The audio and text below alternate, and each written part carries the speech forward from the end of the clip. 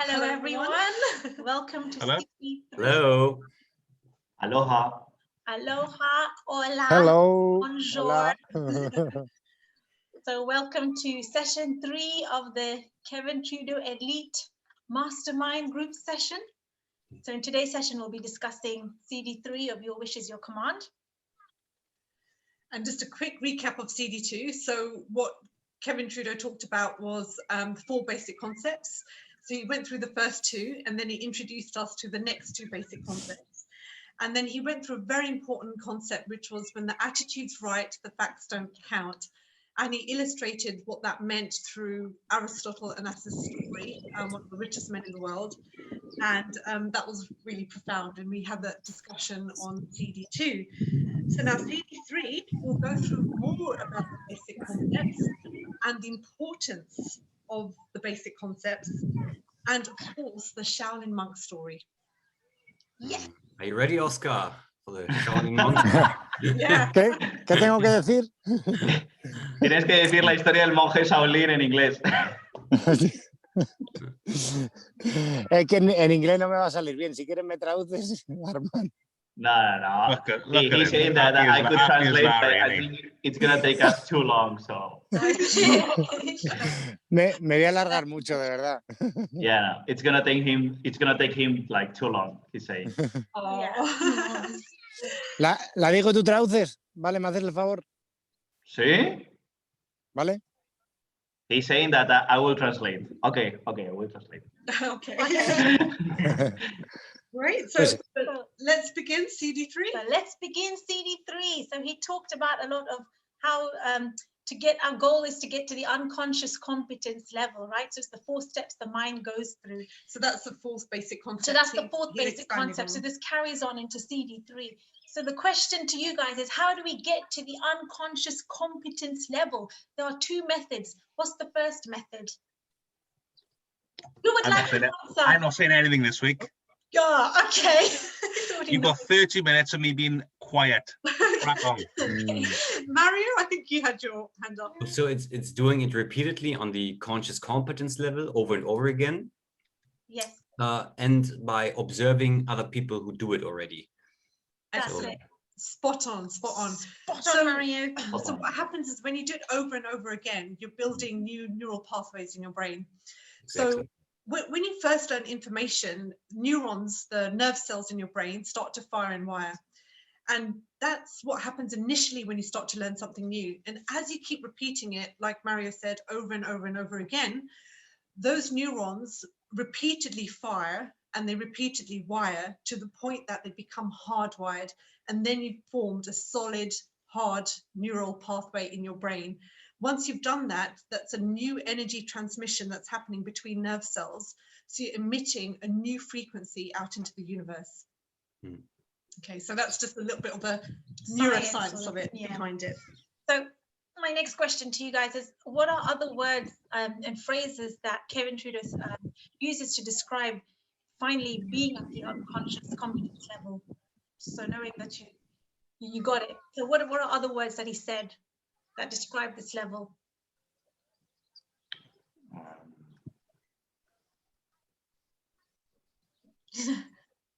Armand. Good one. Yeah. What does it Tell mean me. to be at the unconscious competence level? Yeah. That really, yeah. Oscar, did you understand? A little bit. ¿Qué otras palabras hay para definir cuando llegas a inconscientemente competente? ¿Qué otras palabras hay? ¿Qué otras palabras usa Kevin para definir eso? You got us there. Yeah. ¿Qué otras palabras utiliza Kevin para definir competentemente y consciente? Hostias. Sí, yeah. I really don't. I mean, I think I really don't know the answer. You probably do know El golpe. Me too. The hit. Oscar is saying like the punch. El golpe. That's skipping ahead a little bit. You're getting too really eager here. That's good. But We'll cover that. we will cover that later on. It's very exciting. But it really means, being autopilot, integrating this level at the DNA okay. level. You're doing Being autopilot, yeah. it's a part of you. Right? You just Like know it, it. like you know your name. You know, that's how much you know it. That's the unconscious. There's no in it, then there's no in it. No. Yeah. It's happening automatically. You just know it without even thinking about it. There's no more conscious competence with effort. It's just automatic. It's like, Yes, he's also quoting Leo Biscaglia, which is Know not to do is not to know. exactly, yeah. Yes. So I was that's how Neil you know if you Biscaglia. know it. Yeah. For How you 1 doing? year with all this information, I was Neil Biscaglia Yeah. because I knew everything but didn't apply anything. And Yeah. then, and then all of a sudden I hear that Neil Biscaglia, and I was like, hang on. I know I'm the perfect seminar attendee, as he says. The perfect one. Jamie, I think we've all been there. Yes. But we're only human. We're only human. Yeah, But then when you start applying it, it really is it's the most powerful way to see it happen. And I think that's the little the change in everyone when you see it happening. Yeah, and that's when you're being it rather than just knowing something. You're actually being that. Yeah. person. Yeah. You're vibrating at a different level. Yes. Going up to the following up with what Mario said about the second method of observing other people do it. What's another short fun phrase that Kevin Trudeau used to describe this? Just to say, there's a bit of background noise coming from something. Oscar, creo que se oye como un pequeño sonido de fondo, ¿no? Ah, sí. Yeah, we're hearing, maybe, I don't know, maybe it's you. I don't know. Children in the background. Yeah. Ah, sí, sí, está. Había niños por aquí. Espera, que me voy y me aparto. Okay, now it's You perfect. can mute Yes. if you're not when Excuse you're me. talking. The sound Yeah. of the birds is perfect. Okay. Okay, now it's perfect. Can you repeat the question? Yeah. Sure. So the question is, what was the fun short phrase that Kevin Trudeau used to describe observing people using the knowledge or observing someone else do it? And it involves an animal. Do you know what it is? It's very short and it's just kind of summarized it perfectly. My God, this is getting tougher, huh? Have you not done your homework, Armin? What? Involving an animal. The clue is that the phrase involves an animal. The name of an animal. The name of an animal. Yeah. So when you're observing somebody else do it, to get to that. Like a sponge, but a sponge is not an animal. I'm gonna ask Oscar. Oscar, están diciendo que en una frase qué animal se usa cuando estás observando a alguien. Nos están diciendo que hay un animal en la frase, como que estás absorbiendo mucha información. Una esponja. Sí, pero es un animal, no una esponja. Yeah, he answered the same answer as me. Cuando está pero hay un animal que nombran. Sí, ya. En español yo creo que no lo traducen así, ¿eh? Can you repeat it once more time, Kashmeer, the question? Yeah, so what was the fun short phrase that Kevin Trudeau used to describe observing people using the knowledge or observing someone else doing it at the unconscious competence level? Monkey see, monkey do. Yes. Joder, my God. ¿Cuál era? ¿Cuál era? El mono mira, el mono observa, algo así. Mono mira, mono hace. El mono hace lo que el mono ve. Yeah. El mono hace lo que el mono ve. Yes. Okay. Monkey see, monkey do. Yes. Es verdad. Monkey do. That's it. Go on. And, okay, now we're moving on to track 2. Okay. Congratulations, Mario. Yeah, congratulations. Yes, Mario has a PhD on Ywiyc capacities. Muchos puntos. Slow down, Armin. Slow down, mate. Slow down. So why do people fail? Why do people fail in what they're trying to do or create their own reality? What are the 4 reasons why people fail? Well, number 1, they listen to the wrong people. Number 2, they have a low teachability index. Yeah. Ding, ding, ding. And number 3, they don't spend enough time in the conscious competence level. And it's The not really- lack of knowledge. Yes, it's not lack of knowledge. Yeah. It's not, they have a low teachability index. And what's the fourth one? I think Jamie said the fourth one. The third one is like the training balance scale. No, they are Oh, not yeah, right in the yeah. training balance scale. You covered That's that. it. That's it. Yeah, Yeah. that's Oh, it. they concentrate too much on the how. Thank you, Armin. I didn't say that, but I thank you. I'll just Jamie pretend said I the did. fourth one. Jamie Jamie said the third one about training balance. third one. Jamie said about they're not spending enough time at the conscious competence level. So Can you go through them again? I just want to write them down. I know them, but I don't really know them. So I just do the four. Good one. So the first one was you listened to the wrong people. Yeah. The second one is you have a low teachability, index. It's not a lack of knowledge, it's actually having a low teachability index.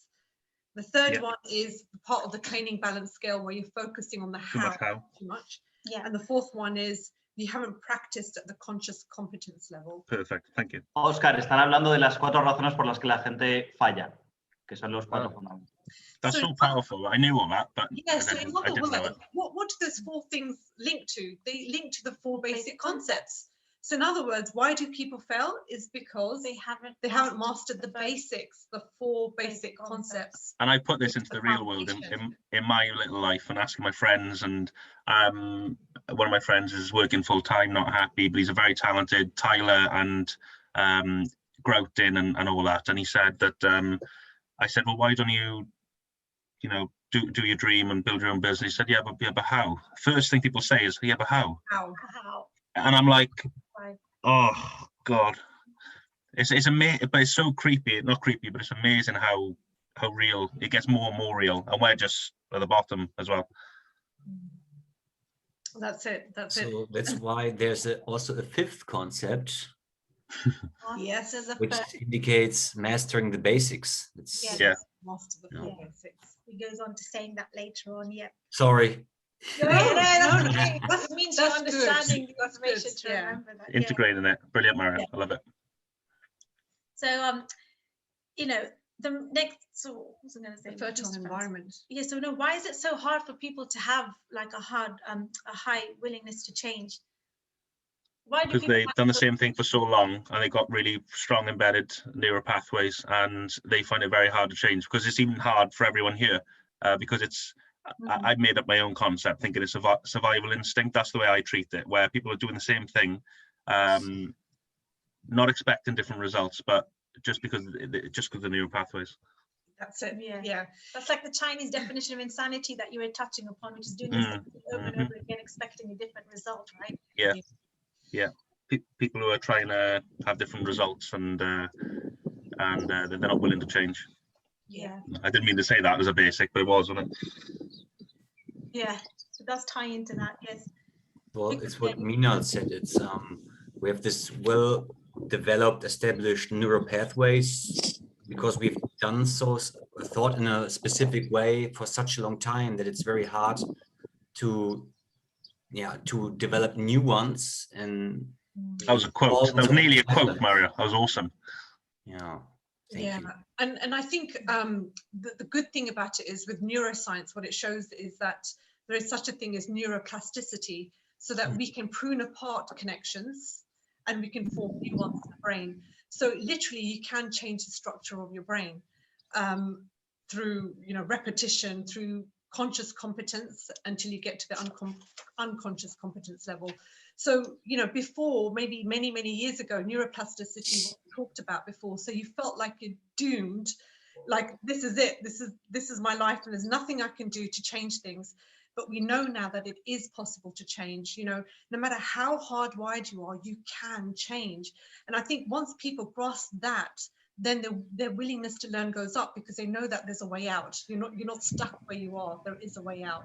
And it's the people who maybe got fostered as children, or people who got really hard done by as kids, and they have this uncontrollable desire to change because they don't want, including myself in a selfish way. I got bullied as a child, and it's those little things where you focus on what you want then, and you start developing new neural pathways. Absolutely. Your pain pushes you to greatness. So Yeah. Sometimes you have to go through something painful in order to come out to really focus on what you want rather than what you don't want. But most people, I find, just accept it. Yes. But that's it for 50 years. They just accept it. That's always fascinated me. The lack of sort of curiosity. Yeah. No, for some reason, same as all of us, I think I know there's something more, but not really getting it. And then, you know, you talk to even all my family, and they're all, you know, they don't have no interest. They think they know everything. Yeah. You see it every day, don't you? Yeah, it's when you're not curious and when you don't question things, that's when you just stop. You know, you just think, oh, everything's just what it is. Then you're atrophying. You're atrophying, yeah. Going backwards. You're either growing or dying. There's no such thing as stagnation, of course. We've got growing beings, haven't we? We're growing beings. Yes. I'm going to translate a little bit to Oscar, if you don't mind. No problem.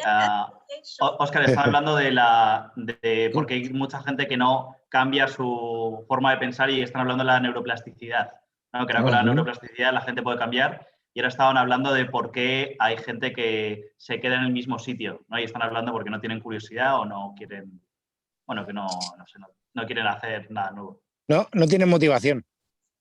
He's saying that no, they don't have a motivation. ¿No? El clavo del culo no es lo suficientemente puntiagudo. El culo? What does it mean? He's saying that I don't know how to translate that, but he's saying that how do you say clavo? Like I don't know. It's very tough. Yeah, but the situation for many people is not too uncomfortable to take a decision to to step up. You know? I think people are afraid of being wrong, aren't they? They're afraid maybe it damages their ego or something like that, maybe. Yeah. Yeah. I don't know. Fascinating. Ego. Okay. So my next question was going to come from this. So the 4 basic concepts is the foundation of all this training that we're learning. But what's the saying that Kevin Trudeau uses to describe how far we can go in life, depending on how much we have mastered and grasped these 4 basic concepts? We have a very profound saying that just kind of summarized the level of how far we can go in life, depending on how much we've grasped these concepts. Do you know what that is? You just want to know a little more. Wrong? Wrong? No, wrong. Yeah. But it hasn't boosted your ego, Jamie. Oh, but I think I got the wrong question. Yeah. I had a fixation on it. You asked probably another question. Can you repeat the question, please? Yeah. So what was the saying that Kevin Trudeau used to describe how far you can go in life, depending on how much you have mastered and grasped these basics? Go as far as you can see, and when you get it, you see further. No, that's not it, but that's a good one. That would probably be the answer to another question. We're both wrong, Armin. We're both wrong. Mario, the pressure's on you, mate. I'm thinking, yeah. This is tough. Oscar, están preguntando una frase que dice Kevin sobre cuán lejos puedes ir con estos fundamentos de que vayas como un paso a la vez o algo así. Hay una frase como que... Llegarás tan lejos donde veas en el horizonte y cuando llegues allí... No, esa es la que... No, that's the one I said. Es la que he dicho yo. Right, Kashmeer, one more time. Say the question once more. Okay, so what is the saying that Kevin Trudeau uses to describe like how far you can go in life, depending on how much you have grasped these basics? So the more you grasp these basics, the more, higher and further up you can go. Okay. Oscar dice, la pregunta es, ¿cuán lejos puedes ir en función de cuánto has absorbido los básicos? ¿Cuánto lejos puedes ir en la vida? Hay una frase como que dice... Sí, la tengo en la punta de la lengua. Espera. You can only build as high up as your foundation. Your foundation is deep. Yeah. Mario, you got it. I'm going. The question was kind of tough because it's kind of vague. You could have been... ¿Cuál era? So I'm very surprised that you... La de solo puedes construir tan alto como sólidos sean tus fundamentos. Yeah, you can only build as high up as your foundation is deep, right? Very good. Yes. That's the part where he's where he said we wanted to know what is the real meat here, but he keeps on going back to the basics, and he said this is the real meat because we need to prepare the soil, you have to fertilize it in order for it to grow, and that we need to have a good foundation, and no, you can only build as high up as your foundation deep. So the basics, these are the things we need to focus on to make our foundation deep, so we can build from there on our lives. And that's Mario, you're a pro, eh? You're a total pro, man. Yeah. Phenomenal. I started laughing. I watched a documentary on the Burj Khalifa from Dubai, and the interviewer, the one who's doing the documentary, he said, what was the hardest part? And he said the foundation. Foundation. He said the foundation took like a year, and then the building took longer. Just the foundation. Wow, Yes, that's yes. amazing. Absolutely. That Yeah. makes so much sense, because then obviously Kevin Trudeau says about the skyscraper, you can really build a tall skyscraper building if the foundation, if the environment, the foundation is, deep and correct. And even if you hit something right with all the information, if you haven't got a good foundation, you might hit something, but then it'll all collapse. Yeah. And this is why questions. audio 3, he goes through the 4 basic concepts yet again. Yes. Like he has repeated this. He started it off in audio 1, then audio 2, and now again he repeats it all. And he's repeating it because of this, because to build that foundation, and also to get to the unconscious competence level. You want to keep reminding yourself this. You can listen to something 100 times and still be learning. That fascinates me, and it is. Yeah. It's like Oscar Yes. listening to these audios. How many times, Oscar? 668. Oscar, ¿que cuántas veces has escuchado los audios? 71. 71. 71 now, times. 2 Yes, times more 2 than times. last I time. must be about 100 odd. Se- I've got to be. 71 32. CD2. Matt, I think me and Mario are on a pretty similar one. I don't know where Oscar are. 70 odds. I Pretty didn't good. count, to be honest. Yeah. So Jaime, you 140, no? 100 odd. 100's got to, like, it's. I done quick maths in my head 2 weeks ago to try and think, and it was a minimum. It must be. Dice que sí, mínimo 100. Wow. Awesome. I can't believe how much I've taken from this already. Just writing them down. So the 4 basic concepts. Does anyone want to, or each of you want to summarize one of? No idea. Yeah, what are they? Amy, What are the 4 basic concepts? Who'd you listen to? What's the Yes. one? Teachability index. One. training balance scale. 4 steps for learning new information. That's it. These are the 4 basics. No, like- Basics. No, that's your own name. Instantaneous. Fifth one. What is the 5th one? What's the 5th one? That's right. Thank you, Charlie. Yo meets Mary. He always uses Charlie. It's so funny. Yo meets Mary. Oh, and to add to this, some people say, "Yeah, I know it," or "Yeah, I got it." This I got it, sounds I like got it. something Got I've it. I know it. before. What is the famous saying by Leo Biscaglia to show that you got too much ego and you think you know it all? What's You the know- famous saying? To know or not to do is not to know. That's Yeah. right. Because I was it for about a year. When I was 19, about 19, 20, and he kept going on about the same thing. I was like, "What are you talking about? You know nothing." And he's like, and he said the phrase, and you just told me you don't got it. Yeah. You just told me you've got not got a teachability index. That's Are you it. saying that? Yeah. Yeah. And it's funny, sometimes we do it as a joke when we read a book and we're like, Yeah, I know this stuff. I don't need to read it. I read I it. don't need to read it again. Yeah, I know read it. I know all this stuff. Read it as a You joke. read it. You read it. You read it. You read it. Oh, I Don't read read the it book, 25 years ago. Yeah. They've read on the book. They've done it. It's the same book, Charlie. I done it to my dad. He read this. I done it to my dad. He read The Secret 5 years ago, and I said, "Dad, have you read The Secret? Like, I know the answer." I said, "Oh yeah, I read that. Exactly, I read that." Wow. I said, "Oh, so you know?" I said, "Yeah." I said, "Well, they've done a new copy now." I said, "Here's the new copy." I didn't read it for a month. I said, "Just read the first chapter. They've redone it. It's brilliant." Exactly, my dad said exactly to the point. Oh, that's But amazing. it was 4 weeks of anxiety because I was like, "Dad, have you read it?" I knew what he was going to say, I thought it's brilliant, isn't it, the new chapter? And I said, it's the same book, Dad. You got to play with your Tricked him. Yeah, because it's so funny now, isn't it?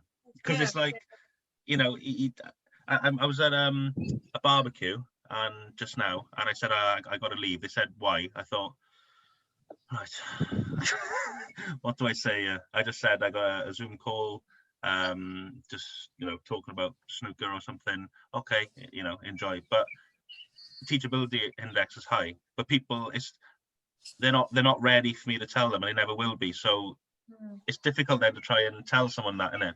Because it's that then. What you're doing? No, people, not normal sort of people, like, you know. Yeah. They wouldn't understand. No. So Katie talks about how he was an apprentice in the Brotherhood.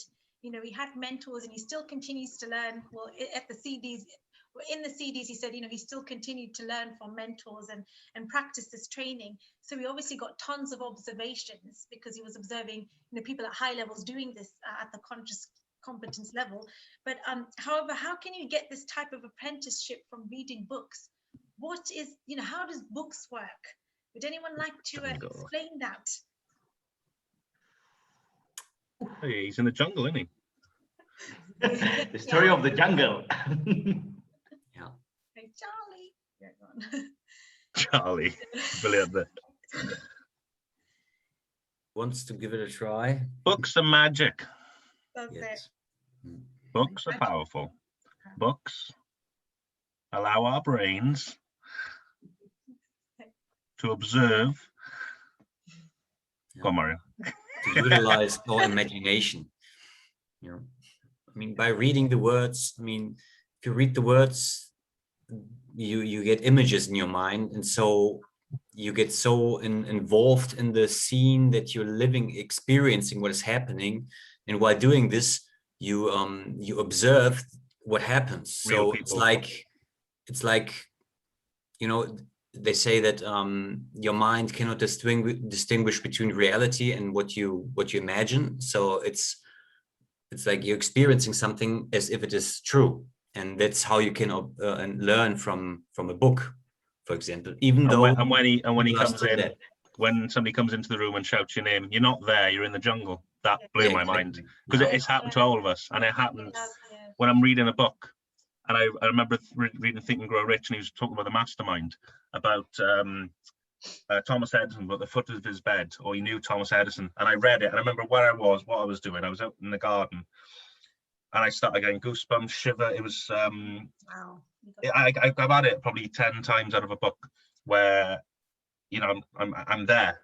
He's next to me, and you're actually there. It's quite emotional. It's really, really mad until you've experienced it, where, oh my God, and I think it was something to do with, it was about when he woke up in the middle of the night about trying to think of the Think and Grow Rich title. And I think Edison came to him at night. It must have been the spiritual higher level stuff, where he actually came to him, and, you know, I don't know I don't know you, but you're there. You're in the book. You're not where you are physically. Right. Yeah. Yes. Absolutely. It's like in I think I'm guessing this one. Yeah, no, that's right. He actually, in Napoleon Hill, in The Law of Success in 16 Lessons, there was a part in that book. I read this book a while ago, so I've not read it again. But he was talking about like a table full of all these people like Edison and Henry Ford and everyone else. And as he explained the whole story, I had all these images in my mind. You know, I could see it. I could see it in there, and it was that. I mean, that just like amazing. Gave me goosebumps. You know. Yeah, I have them. Yeah. Yeah. And so books are so powerful. It's like, you know, it gets like Mario was saying as well, the imagination, it gets the imagination going. And as it gets imagination going, you are actually creating neural pathways in the brain. You know, you are firing and wiring neurons. Now, if you didn't read at all, this wouldn't be happening. You know, if you didn't exercise the faculty of imagination. Yeah, and it's such a powerful thing. And Neville Goddard talks about this all the time. He talks about imagination, see it in your mind, see the end result in your mind. And you create neural pathways faster through imagination than through physical observation with your eyes. So just imagine an It's example. then watered down then by visualization as well, isn't it? Yeah, yeah. So just imagine, but that doesn't come on the audios, right? Like that part that you said. It was, yeah, it Oh, was yeah? on it. imagination is Yeah. Can I You need ask to Oscar? listen to it again, Alan. Yeah, maybe. Oscar, están diciendo que creas los canales neuronales más rápido cuando lees que cuando observas a alguien haciendo algo, que se crean más fuerte o más rápido. I think Oscar has the audio off. Muted. Okay. To be fair, it kept bouncing back to him, so he's listening anyway. It's track 3. It's track 3 in the CD3. So do you know what was the phrase I've heard Kevin say 100 times? What did you say when it's better to do it in your mind rather than physically see it with your eyes? It's better to do it through the imagination rather than see it with the physical eyes. You create neural pathways faster through imagination than through physical observation with the eyes. Now, this is really powerful. So an example is, let's say you want to see a butterfly with your eyes. I want to see a butterfly today. I want to see a butterfly. You may be saying it, thinking it, but you're not imagining it. You know, you're just doing that. And the butterfly may appear, but it may appear like hours later or days later or even weeks later. But if you say right now, I want to see a butterfly in my imagination, I want to see it right now, it's instantaneous. You already have a vision of a butterfly in your imagination. And now you keep thinking that, and you're not basing this on your eyes, your observation, you just continue to imagine, visualize, imagine. You're able to see it much more instantaneously, faster, and you can create those neural pathways faster than waiting with your eyes to see a butterfly. Does that then come into is that then the attracts it into the world, into our physical world? Yeah. So you did that just last week. I did that, I took a photo and sent it. So I just did like a law of attraction practice, which is the easiest thing to manifest is butterflies. Actually, they always give. Really, the easiest way to manifest something through law of attraction is butterflies. Yeah, funnily enough, it's because I guess you don't have any resistance to it, and you just can believe it. I'm gonna start seeing butterflies all week now. Thanks for this. That's just an example. Oh no. That's very easy. But I didn't know that. Oscar, están diciendo que lo más fácil de atraer con la ley de atracción son mariposas. Porque es como lo vamos a creer. Tienes el audio, no se te oye nada. We can hear you. Lo tenía quitado, ¿verdad? Ya. Lo tenía quitado. Sí, Abraham Hicks pone muchos ejemplos de mariposas. He's saying that, Esther Hicks puts a lot of examples about butterflies. Yeah, I think Kevin was doing this with Wayne Dyer for fun, like attracting butterflies. It was in some audio. Yeah, that's right. Funny, I didn't know. That's strange. Well, not strange. That's really cool. Dile que como estoy en el campo, estoy creando ahora mismo una mariposa. Vamos a hacer un milagro. He's saying that because he's in the, he's there. Oscar's gonna try to manifest some butterflies now. Oh, great! Show us, Oscar. Mira. Now. Ha pasado por delante justo. Ahora va a venir. He said that right now there was a butterfly. Oh, that's instantaneous. Al instante, ha sido al instante. In just that moment. Just that moment. Powerful frequency. That's rapid. You must have very powerful, focused thought. But in this day and age, not many people read. Like when I used to travel by train, everyone was on their phone doing things, but playing Candy very Crush. few people actually had a book and was reading. And maybe some people have a Kindle, but very few people actually look like they were reading. So it's a shame that people are moving away from this, but in fact, leaders. That's what the elite are doing. Yeah, and the imagination, it's giving yourself some time to do that imagination practice, because otherwise our thoughts are all over the place during the day. When do we really focus and really spend that time to focus? So giving that time to use your imagination to create. And leaders are always readers, and readers become leaders. Books are magical. And there's just one other point that I want to add is if you're watching TV all day long, right? You're not creating anything, yeah? The images, Are provided the for you. pictures, the sights, the sounds, it's being presented to you. You didn't have to create, you didn't have to imagine. If you watch TV all day long. So in other words, you're actually at effect of your environment. And think of the That's a word cognition I had. television, TV, television, Tells- a vision. They've already told you a vision. Oh, that's And it nice. tells lies to your vision. Tell lie vision. If you break up the Yeah, words, tell etymology. live vision. Tells The truth lie- is normally right in front of you, isn't it? Yep. Also, think about the word program. program. Which TV program are you looking at? Yeah, That's it. that's it. There's so many clues. And the more you watch television, and I mean, And I watch a people are- movie every once in a while, but the more you watch this stuff, and the more beliefs you get instilled with. Yes. And when you, I stayed in my father's house last night and went for a meal. It was lovely. A couple of beers and went to bed, woke up, and this morning he's put the news on. I was like, oh my God. And I put it on and I'm laughing. And my dad said, "You okay?" I went, "Yeah, fine, yeah, good." He said, "You sure?" I said, "Yeah, right." And they were talking about, it was Boris Johnson getting married. It was Chelsea winning against it. And then it was about, amazingly, this coronavirus or something. And This thing. and then my dad turned to his wife and started talking about it, and I'm thinking, oh my God, I feel like an alien, Wow. because like we all know that you're watching the news and It's not amazing. I know, Everything Trudeau said, everything. Wow. everything. Happening, Yeah. yeah. So we're moving on to track 5 now. And the question to you guys is, these top secret books with these secrets of success, happiness, health, and wealth, right? And the power and the ability that you have to manifest and create your reality. Where can these books be found, guys? Me and Mario know. I'll tell you that for free. Amen. Let's put the pressure on you. Armin, do you want to have a go? I know, but I'm gonna I wanna ask it to Oscar. Oscar, están preguntando que dónde están los libros de las sociedades secretas que habla Kevin. El audio, the audio, Oscar. We can hear you. No te podemos oír. En las casas de los integrantes, no en los edificios de Skull and Bones. In the house of the members of the secret societies and not in the buildings of the Skull and Bones. Exactly. I heard casa, and that means home, so I knew Oscar got the answer right because I know that word in Spanish. They're not in the Skull and Bones building. They're not in the Illuminati building. Yeah.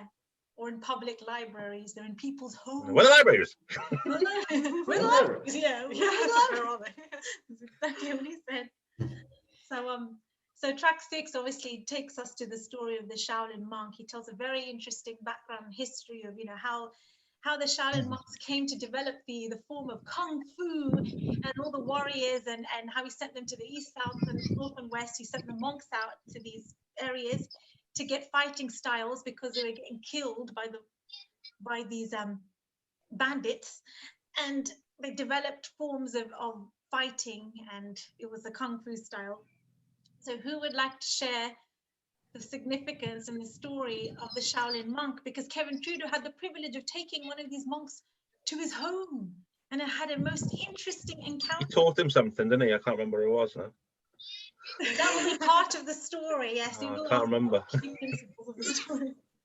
So the Shaolin monk story, you don't have to do it in give it in detail, but just the. Who would like the pleasure of Just a bit. sharing the story? Shaolin monk. I think this is the time for Oscar to share the story. I think you'll know this one. Arman. Que creo que te toca contar la historia del monje. Vale, ¿me traduces? Okay, I can translate. Okay. La hacemos rápido. Digo una frase y traduce, ¿vale? Y así hacemos más rápido. He's saying that we're going to do it fast, so we can do it. Okay, let's do it. Los monjes Shaolin, pues, decidieron salir al mundo y mostrar su arte. Okay. Y una de las primeras ciudades que fueron fue a Estados Unidos. I think this already explained Kashmir, but well, the Shaolin monk, well, they went around. I mean, they gather and then they chose to go to the US. ¿no?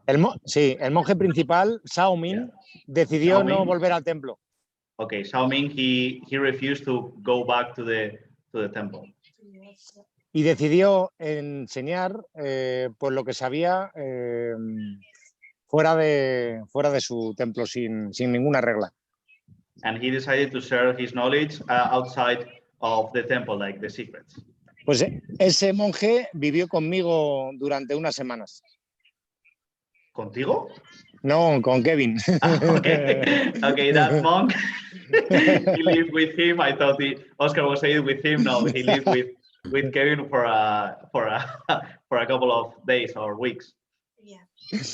Y ese monje del que se hizo una serie que se llamaba Kung Fu, que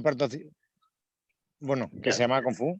Yeah, this monk produced a TV series, no? Kung Fu, I think it was called, yeah. Y Kevin decidió aprender de él y él le enseñó y para eso tenía un traductor de chino porque en esos momentos ese monje no sabía mucho inglés. Then Kevin gathered with the Shaolin monk and by that time he had a translator to translate everything to Kevin. Entonces, en la primera clase dijo que le quería enseñar a dar un puñetazo. So in the first class, he was telling him to hit like a punch. Kevin le dijo al traductor que él que quería aprender la carnecita, que le dijese que él ya sabía muchos artes marciales y que estaba muy experimentado. Yeah, Kevin replied that he wanted to learn the real meat, no, because he knew all the basics. Yeah, the real meat. El monje volvió a insistir que le quería enseñar a dar un puñetazo. Y Kevin volvió a decir que quería lo importante, que le enseñase las cosas secretas. Okay, the monk replied back that he had to show like the punch, like one punch, but Kevin replied back again like he wanted to know the real meat. Entonces el monje le dijo que estaba bien, que le quería enseñar a dar un puñetazo, pero que primero quería ver cuán fuerte podía dar un puñetazo. So he was gonna show like one punch, but first he wanted Kevin to hit like one punch. Entonces Kevin dijo que le iba a demostrar lo fuerte que era y que por supuesto que su puñetazo iba a ser mucho mejor de cualquier otro, incluso que el de él. So Kevin said that, okay, I'm gonna show you, and I'm gonna show you that my punch is better than anybody else out there. Encendió una vela el monje y le dijo que diese el puñetazo y Kevin le preguntó qué tipo de puñetazo quería. O directamente dio un puñetazo Shaolin y paró a una pulgada de la vela en un perfecto puñetazo. Okay, so yeah, basically then the Shaolin monk like light up a candle flame and then he hit a punch and stopped like 1.5 foot like from the candle flame and it like literally went out. El monje dijo que ahora le iba a enseñar cómo daba un puñetazo y le dio una enhorabuena por el puñetazo que había dado. Kevin, espera, repítelo, es que he dicho que ya como que ya ha dado el puñetazo, el monje. Claro, y no, el monje todavía no ha dado el puñetazo. Ah, bueno, les he dicho eso. No, Kevin ha dado el golpe y ha parado a un pie de la vela, a un pie de la vela. Kevin. Okay, sorry. Like Kevin, like hit a punch and he stopped like 1 foot far from the 1 foot, I think, 1 feet. Un pie. 1 feet. Okay, 1 feet. Quoting it so funny. Y luego el monje. Is he reading it out from the audio somewhere? It's perfect. Yeah. El monje le iba a decir, o sea, le iba a demostrar cómo daba un puñetazo. And now the Shaolin monk was gonna show how one hit was punched. Y Kevin pensó que no iba a ser mejor que el suyo. And Kevin thought that his one was not better than his one. Y el monje se paró enfrente de la vela, miró a Kevin, sonrió y paró. Kevin paró a una pulgada y el monje paró a un pie, y dio un perfecto puñetazo parando a un pie y apagó la vela. Pero sonrió primero y le miró. Vale, so then now the Shaolin monk smiled to Kevin and then he like hit his punch like 1.5 foot far from the candle flame and it went out. Entonces Kevin dijo, yo quiero aprender a hacer eso. Y el monje le dijo que era lo que estaba tratando de decirle desde el principio. And then Kevin was saying like, okay, I want to learn how you did that. And the monk replied back, yeah, that's what I was trying to tell you, ¿no? Y ahí le enseñó que en el templo decían que no le tenían miedo a aquel guerrero que había dado 10.000 golpes diferentes una sola vez, sino que le tenían miedo a aquel guerrero que había dado 10.000 golpes únicos, o sea, 10.000 golpes con un solo movimiento. And that's when the Shaolin monk explained to Kevin like that quote of, I'm not afraid of the guy who has hit like 10,000 punches once, no? It's one punch 10,000 times. Y eso, y Kevin termina diciendo, ya por último, que esos son principios de las sociedades, porque el secreto está en dominar lo básico. And then finally, Kevin says that is the secret of the societies, that is to master like the basics, like one punch 10,000 times. Oh, I didn't miss anything. Brilliant. Yeah, he covered the whole story. That's In fact, excellent. Move on. It was tough. Nice, Oscar. Can I just add something just in case I forget? I watched a documentary on the Shaolin monks. It's on YouTube. It's really, really good. And where they trained, where they've learned all the basics. Yeah. There's a famous room, like a stone room, where they train on. And say the room is 100 foot square or something. There was little curves in where they used to train because they were doing the same thing over and over and over and over again. The basics, and it actually eroded these stones for 500 years. Where obviously stone, isn't it? But it was like that where they trained. Wow. Gosh. And I thought, you know, everything refers back to Kevin, and it's a really fascinating. And when they done something wrong, they had to do a squat on these two poles for 2 minutes, and they said, yeah, but I need to run up that mountain. And they said, no, you're getting your legs trained first, then you can run up the mountain. I was like, oh. Wow. It's good. I recommend it. It's cool. Yeah. It's on YouTube, did you say, Jamie? I think it's on YouTube. There's this guy, I think he was a businessman, and he got in, he's American, and then he has to shave his head, and then he's got this little kid who's 5 years old, outrunning him, out squatting him, because he's got all the basics. He's got a head start because he's young. Yeah. And it's the same as learning this material. You've got an advantage if you're young learning it, if you're stupid learning it. And yeah, it's really good. And everything Kevin again said was on the tips, where you couldn't just turn up and learn all the moves and go home. Yeah. It's 5 or 10 years of getting your muscles correct, and Kevin says about stretching as well, doesn't he? What he says about stretching to the floor, and if everyone's saying, oh, you must be stiff. He said, no. So why are you stretching? He said, well, in case, so I don't get stiff. Oh, yeah. I don't know if you remember that. And they're stretching all the time. They're stretching to the floor, and the simple stuff that none of us would probably do, but they do it all the time. Yeah. Yeah, I recommend it. Yeah, we'll definitely watch that. That sounds really amazing. Thanks for sharing, Jamie. That will benefit our audience greatly. Yes. A lot of people. So then, Oh my God, it's 20 past 6. I can't believe it. How quick that's gone. Wow, that's really quick. Time flies when you're having fun. It's the best. Yes. So what are the two main points, the two main principles from this Shaolin monk story? What is the whole point? What was the main teaching? What was the main meaning behind the story? Master the basics, was it? Master basics. Yeah, that's one. Yeah, definitely master the basics. And then the saying, which was, punch is not a punch, it's a punch.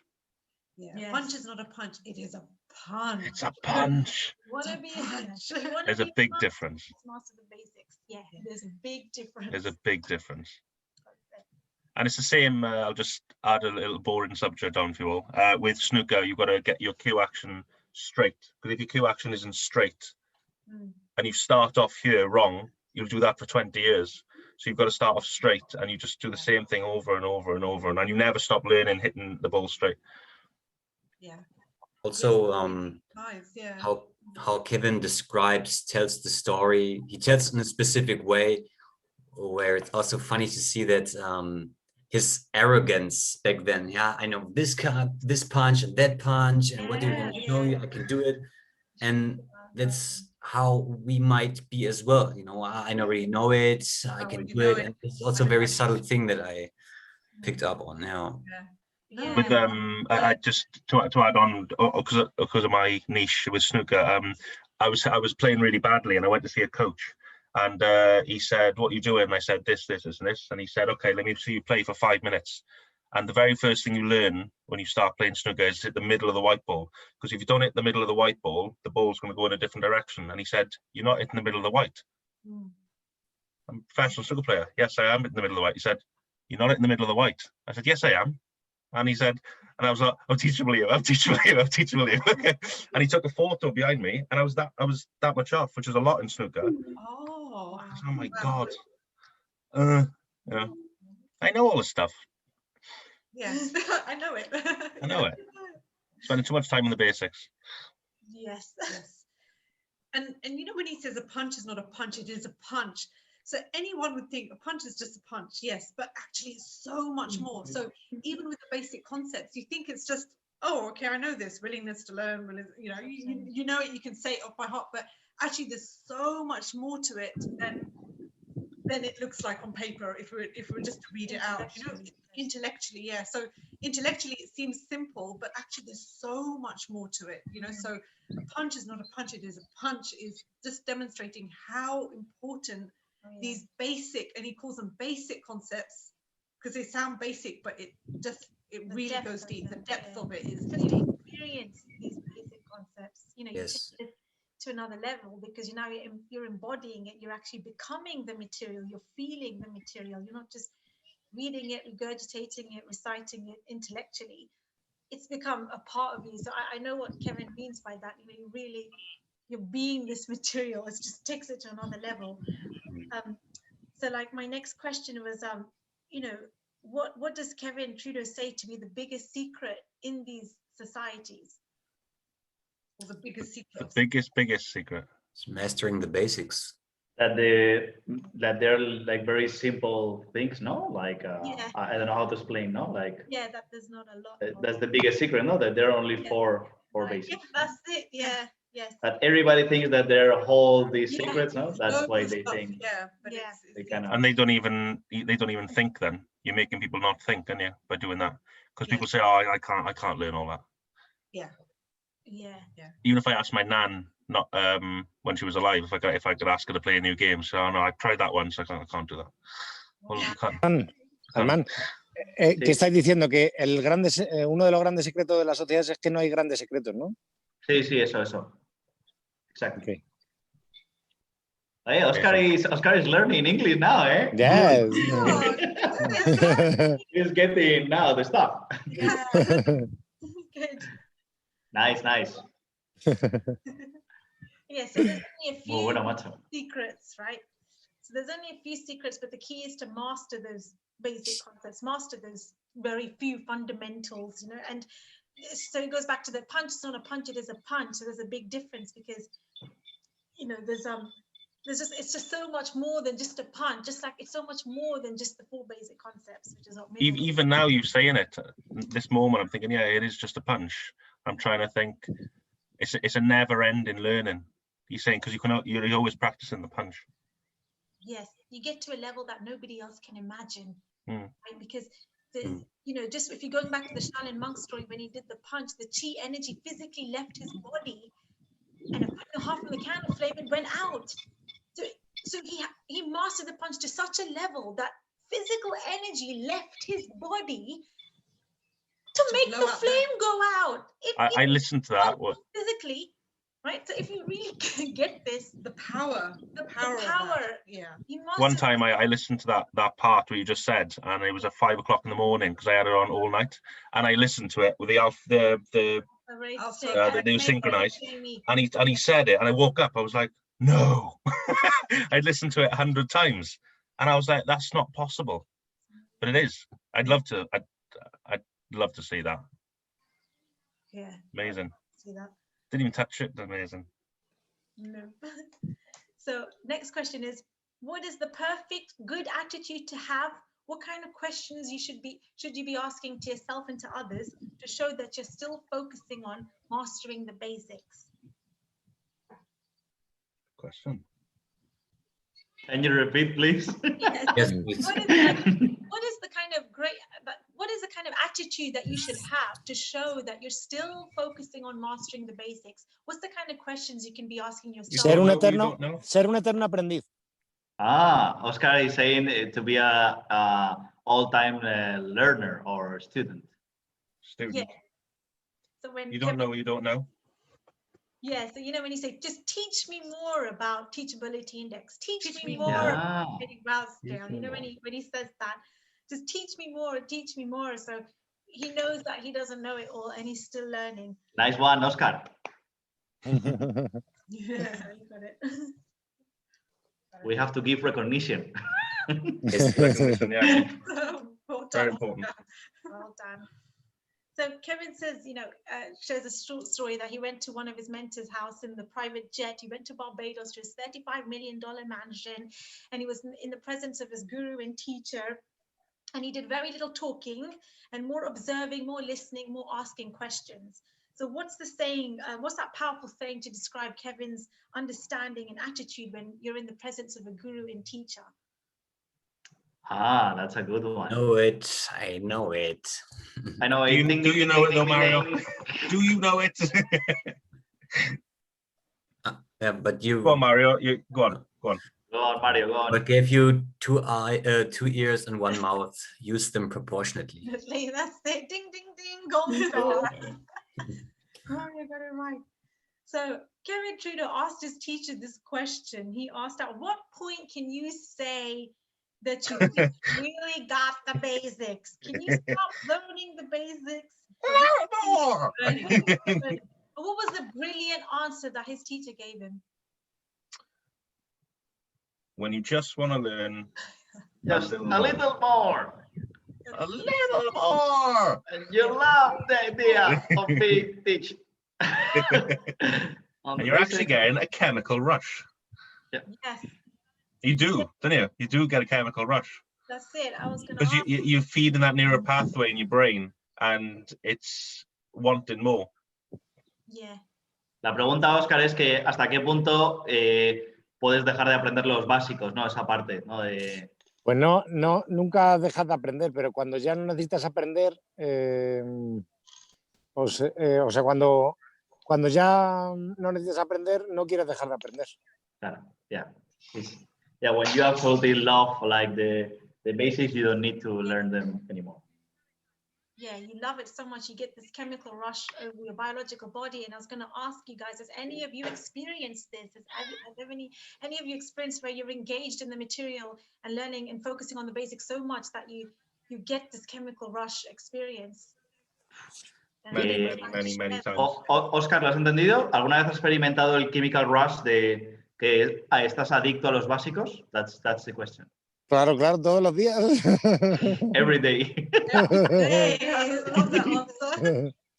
I don't get it every day. I get it very regular, maybe once, twice a week. But when I really sit down and write what Kevin's saying and really get it, because sometimes your teachability index isn't there for whatever reason.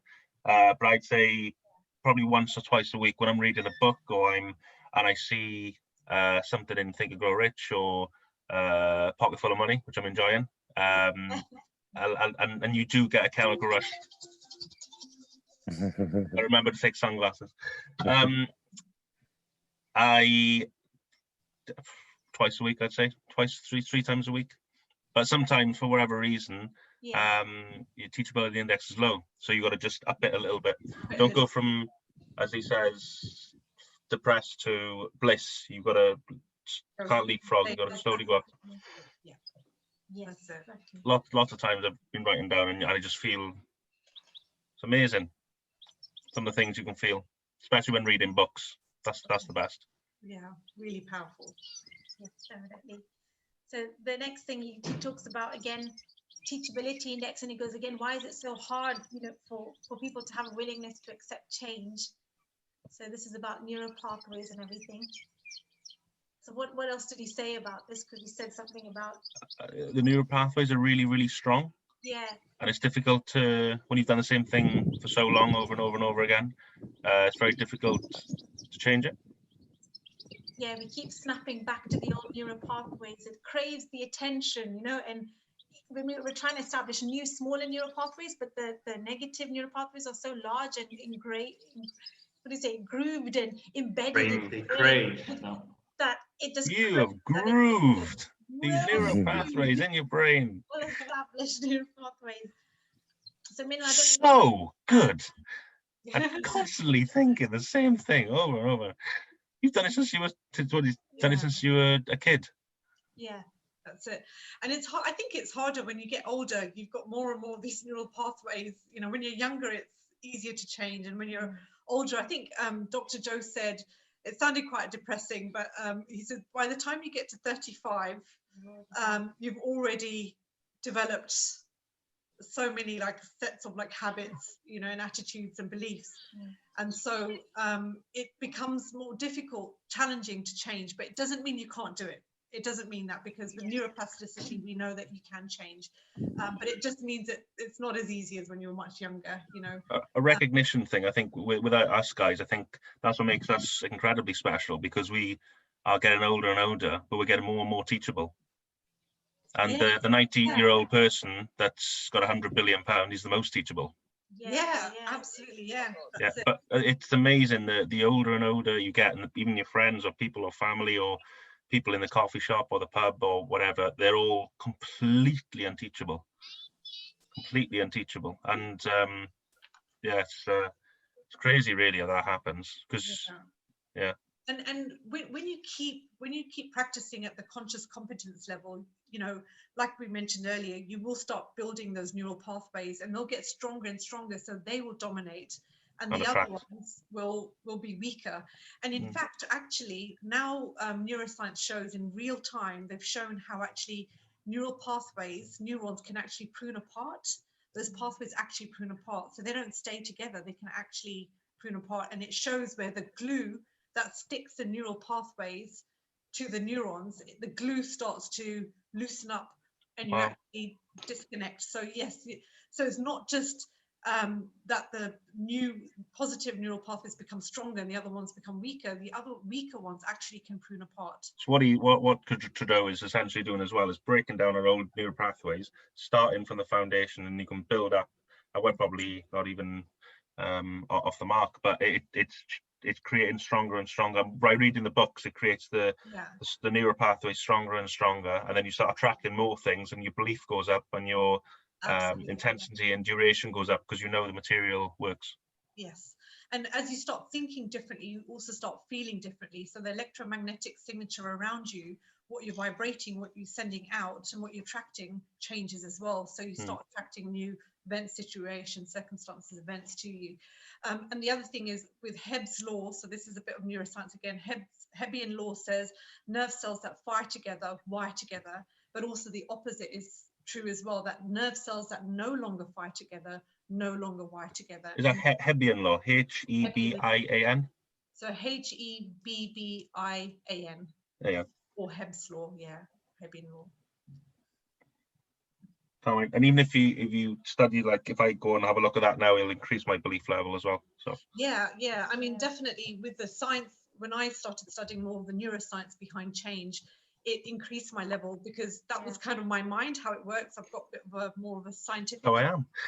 Yeah, so it really helps when you understand it's not just somebody just saying this. Of course, it's Kevin Trudeau saying it, but with the neuroscience part, it fills in the missing gaps. And, you know, neuroscience is far more advanced now than it was maybe 10 or even 20 years ago. So it's becoming more and more believable for those who didn't believe before, because there's science behind it. Yes, exactly. So Katie emphasizes how we have to focus on the 4 basic concepts, the fundamentals, mastering the basics. Now, Kevin Trudeau had a bit of an advantage being in the Brotherhood, the secret young and stupid. Because he says it, didn't he? I was a young, stupid kid. Yeah. Because the fact that he had an advantage is because, you know, he was held accountable. So when he went to the secret society, like when he went into the Brotherhood, it's like, even if they sensed that his teachability index was low, they said, you're not going to qualify and get to the next level, right? And they'll give you another book, what you're struggling on. They would, his masters would give Kevin, if he's struggling on who do you listen to, or training balance skill, or the four concepts, and then they would give him a book to help him what he's struggling on. Yeah, so we're constantly helping him. So obviously he then asks, so what are the 4 basic concepts again? And how do you learn this information again? I told you. I did it again. And what was the answer? I'm not saying this one. I'm so sorry. I got 3 minutes. I don't think I've broken agreement to my family. A barbecue. I promised them. Oh, no. sorry. Oh. I know. I want to stay for about 10 hours. We've almost, Jamie, luckily we've almost finished, so Cool. if you have to go. Yeah. Cool. I didn't understand the question, to be honest. Can you repeat? Yeah, so how do you learn this information again? How do you master, like, what are the 4 basic concepts, and how do you learn this information again? What's the easiest thing? By doing it repeatedly on the conscious competence level and observing other people who do it.